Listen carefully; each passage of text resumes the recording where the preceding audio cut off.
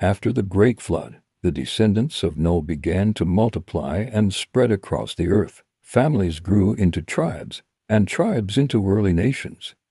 But in those first generations after the flood, humanity still traveled together as one people.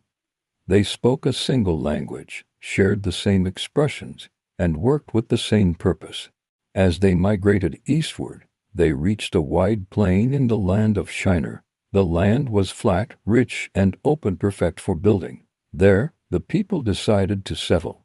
They began shaping clay, burning it into bricks, and strengthening those bricks with mortar.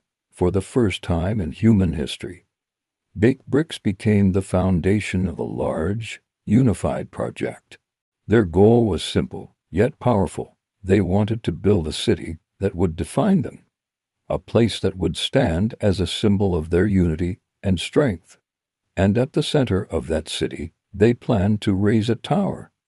Not just any tower, but one that would climb so high into the heavens that no one could miss it. The idea spread quickly. Thousands of hands joined the work. Brick after brick, layer after layer, the tower grew. Dust filled the air as the structure rose above the plain. Travelers from other regions could see its outline long before reaching the city.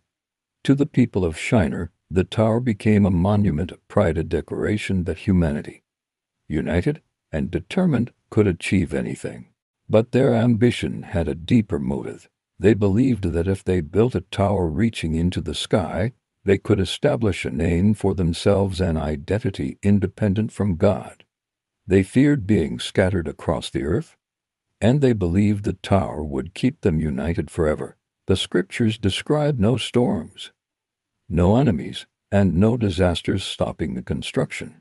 The challenge did not come from the ground, but from above. The Lord observed the city and the rising tower. He saw the unity of the people and the direction of their hearts.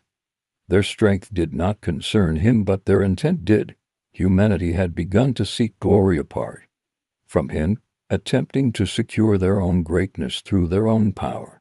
God declared that if they continued like this, united in pride and ambition, there would be no limit to what they might attempt, including things that would lead them away from truth, humility, and dependence on their Creator. So God intervened in a way no human could have predicted. He did not shake the foundations. He did not send fire or collapse the walls. Instead, he reached into the simplest part of human civilization, their language.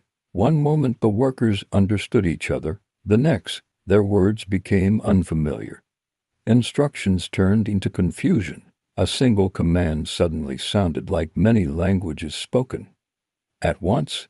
Groups of workers began clustering around those they understood. Others shouted in frustration, unable to communicate even the simplest ideas. Within hours the construction slowed. Within days it stopped completely. The people could no longer collaborate. Misunderstandings spread. Confusion replaced unity. The city they hoped would keep them together became the place where they could no longer remain. As the new languages formed, groups of people began to separate, each migrating toward regions where they could build their lives with those they understood. The scattering they tried to avoid became the outcome of their own pride. The city was left unfinished. The great tower, once rising with confidence, stood in complete silence and abandoned. And from that event, the place received its name, Babel, meaning confusion. The story of the Tower of Babel marks a turning point in human history. It explains the origin of different languages and reminds generations that unity is powerful, but when guided by pride rather than purpose, it can lead humanity away from the one who created it.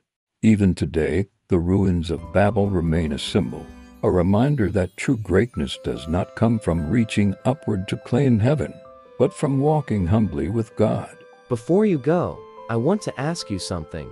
What do you think the Tower of Babel teaches us about pride and unity today? Share your thoughts in the comments. I would love to read them. Thank you so much for watching this episode of Faith Chronicles Stories. If you enjoy these biblical narratives and want to walk deeper through Scripture with us, please consider subscribing to the channel. Your support truly means a lot.